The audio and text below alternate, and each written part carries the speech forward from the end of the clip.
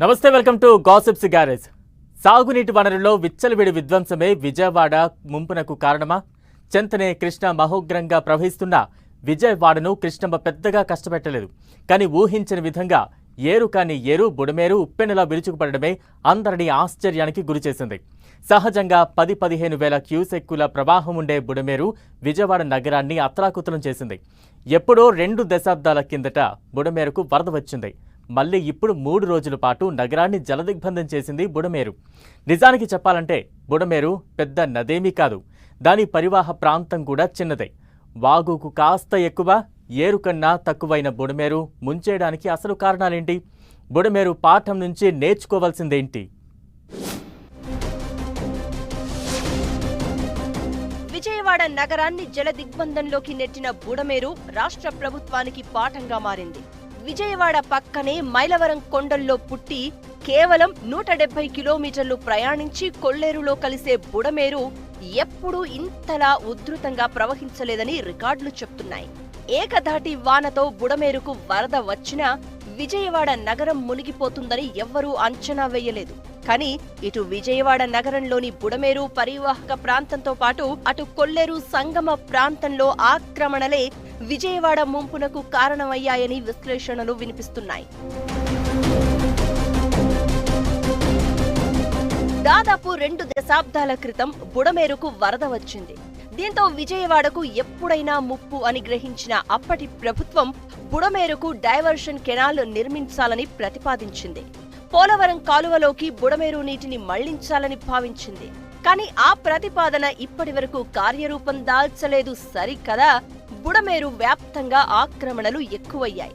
భూమి విలువ పెరిగిపోవడంతో బుడమేరు పరివాహక ప్రాంతం రియల్ ఎస్టేట్ ప్లాట్లుగా మారింది. విజయవాడ నగరంలో సుమారు 15 కిలోమీటర్ల మేర ఉండే బుడమేరును 90% మేర ఆక్రమించేశారని చెప్తున్నారు. ఈ ఆక్రమణదారులకు రాజకీయ నాయకుల అండదండలు ఉండడంతో మున్సిపల్ అనుమతులు, విద్యుత్, కొళాయి కనెక్షన్లు వంటి సకల సౌకర్యాలు సమకూరాయి. ఫలితంగా బుడమేరు ప్రాంతంలో పెద్ద పెద్ద భవనాలు వెలిశాయి. తాజా వరదలతో బుడమేరు ముంచేయడంతో చంద్రబాబు ప్రభుత్వం తీసుకోబోయే చర్యలు ఆసక్తిని పెంచుతున్నాయి. భవిష్యత్తులో మళ్లీ ఇటువంటి పరిస్థితులు ఎదురు కాకూడదంటే ప్రభుత్వం ముందు 2 మార్గాలున్నాయి.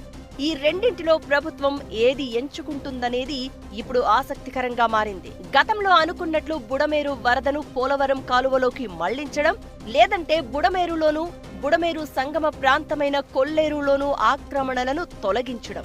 ఈ 2 ప్రభుత్వం తలుచుకుంటే అసాధ్యమేమీ కాదు. కానీ ఆక్రమణలు తొలగించే సాహసానికి చంద్రబాబు సిద్ధమవుతారా అన్నదే ఇప్పుడు ప్రశ్న.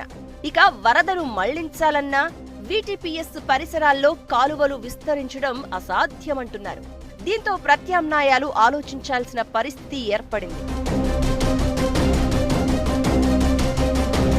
భవిష్యత్తులో బుడమేరు వరద పోటెత్తకుండా ఉండాలంటే ప్రస్తుతం ఉన్న ఆక్రమణలను తొలగించడంతో పాటు ఇకపై కట్టడాలు జరగకుండా చూడాల్సి ఉంటుంది. కానీ బుడమేరు ఆక్రమణల్లో అన్ని పార్టీల నేతల ప్రమేయం ఉందని చెప్తున్నారు. ఇప్పటి వరకు మీరు ఆక్రమించారు, ఇకపై మా వంతు అన్నట్లు ఇరు పార్టీల నేతలు పోటాపోటీగా బుడమేరు ఆక్రమణకు ప్రోత్సహిస్తూ ఉండడంతో నీళ్లు ప్రవహించాల్సిన చోట భవనాలు వెలుస్తున్నాయి. ఈ ఆక్రమణలే బుడమేరును విజయవాడకు శాపంగా మార్చేస్తోంది. దీంతో ప్రభుత్వం ఆక్రమణల తొలగింపునకు శ్రీకారం చుట్టాలని డిమాండ్ తెరపైకి వస్తోంది. హైదరాబాద్లో చెరువుల ఆక్రమణలను తొలగిస్తున్న హైడ్రా వంటి సంస్థను రాష్ట్రంలోనూ ఏర్పాటు చేయాలని బాధితులు కోరుతున్నారు. ఇప్పటికే ప్రభుత్వ స్థలాల్లో ఆక్రమణలను తొలగించేందుకు హైడ్రా వంటి వ్యవస్థను ఏర్పాటు చేస్తామని మున్సిపల్ మంత్రి నారాయణ కొద్ది రోజుల క్రితం ప్రకటించారు. ఇప్పుడు వరదలు అలాంటి వ్యవస్థను తప్పనిసరిగా ఏర్పాటు చేయాల్సిన అవసరాన్ని తీసుకువచ్చాయంటున్నారు. ఈ పరిస్థితుల్లో ప్రభుత్వం ఎలా స్పందిస్తుందన్నది వేచి చూడాల్సి ఉంది.